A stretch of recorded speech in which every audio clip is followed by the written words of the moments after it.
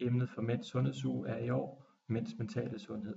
Får du som mand den hjælp, du har behov for? På de næste slides nævnes nogle af symptomerne for depressioner hos mænd.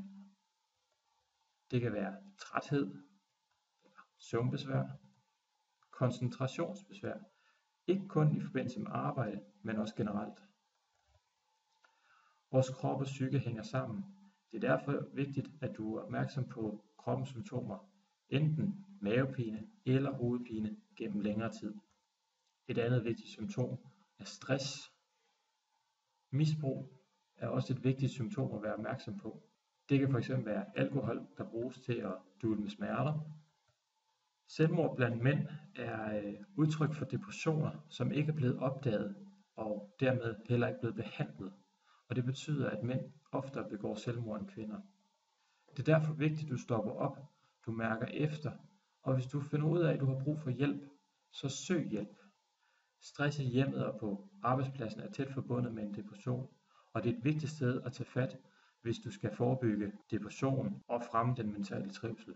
Pas på længerevarende stress, det kan være med til at udvikle en depression. Det er derfor vigtigt, at du giver dig tid til at tænke over dit liv og dine værdier. Enten få hjælp fra en god ven eller en professionel, og det kan være til at prioritere, hvad er det, der er vigtigt for dig. Det næste handler lidt om at forebygge stress. Det er vigtigt at være social, komme ud blandt venner og familie, finde ud af, hvad der er vigtigt for dig, og ikke mindst, gør det, der gør dig glad. Det er også vigtigt at få sat grænser, så du ikke får sagt ja til for mange ting. Og selvfølgelig er det vigtigt at få talt med nogen, hvis du føler dig stresset. I forhold til det mentale velvære, er der forskellige punkter at være opmærksom på. Det er vigtigt, at du ikke får isoleret dig. Hvis du har problemer, er det vigtigt at komme ud og få snakket med nogen om det. Bare det at få sat ord på følelserne og tankerne, er ofte det, der er med til at afklare og få sat noget positivt i gang. Motion er godt, både for det fysiske, men også for det mentale.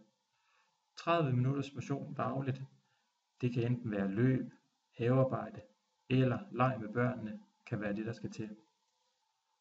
Almindelig kost er også godt for det fysiske, men ligesom motion er det også godt for det mentale. Derfor er det vigtigt at få spist sundt, varieret og regelmæssigt. Lys påvirker vores humør i høj grad, så sørg for at komme ud i solen eller få den ind af vinduerne. 5-7 timer søvn er nok for de fleste voksne. Vær opmærksom på, at alkohol kan påvirke søvnen dårligt, så man ikke kommer ned i den dybe søvn. Hvis du har svært ved at sove, så lyt f.eks. til noget beroligende musik eller en lydbog. Og undgå gerne langvarig brug af sovemedicin. Det kan være med til at udløse en depression. Sexlivet har også en betydning for menneskets psykiske velbefindende. Undgå, eller om ikke andet, så begræns dit forbrug af alkohol. Det øger risikoen for at få en depression markant, og vil forværre din tilstand, hvis du allerede er deprimeret. Hvis du har problemer eller bekymringer, så fortæl det til andre. Rigtige mænd søger hjælp. Det hjælper at få hjælp.